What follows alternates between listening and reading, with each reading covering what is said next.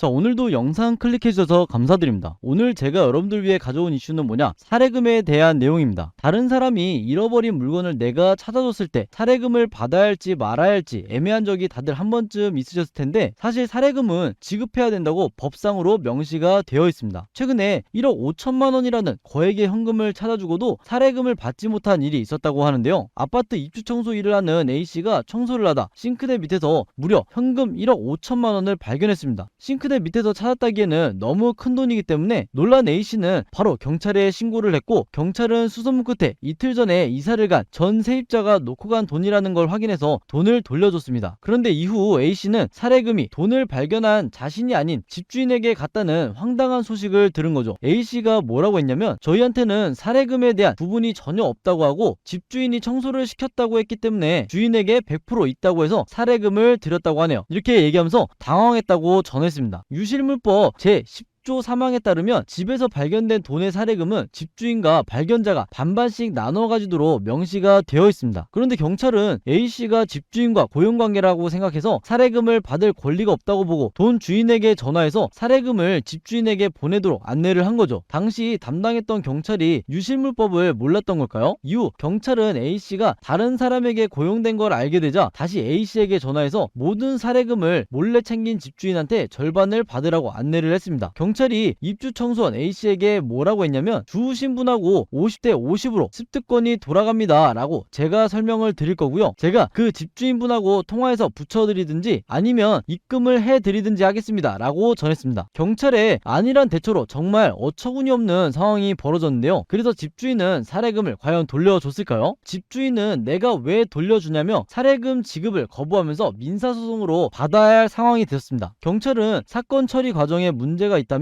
사건 재발 방지를 위해 노력하고 A씨가 피해 회복을 받을 수 있도록 지원을 다할 것이라고 이렇게 밝혔는데요. 경찰의 잘못된 대처로 돈을 찾아준 사람의 마음은 선의에서 자괴감으로 바뀌고 있는데요. 정말 안타까운 사례로 보여집니다. 마지막으로 시청자분들의 반응을 잠깐 같이 보시면, 청소하신 분 자손 대대로 복 받으실 거예요. 제발 이런 짜증나는 사건은 안 생겼으면 좋겠네요. 해당 경찰은 반드시 징계를 받고 경찰이 직접 해결해야 합니다. 사례금을 안 줄 생각을 하는 집주인이 더 놀랍네요. 욕심이 하늘을 찌르네 라고 얘기를 하셨습니다. 그 사례금을 받아서 애초에 본인 돈도 아니면서 어떻게든 안 뺏기려고 하는 집주인의 인성이 정말 대단한 것 같습니다. 자, 여러분들의 생각은 어떠실지 궁금한데요. 마지막으로 오늘의 한마디 말씀드리면서 영상 마치도록 하겠습니다. 오늘의 한마디는 뭐다?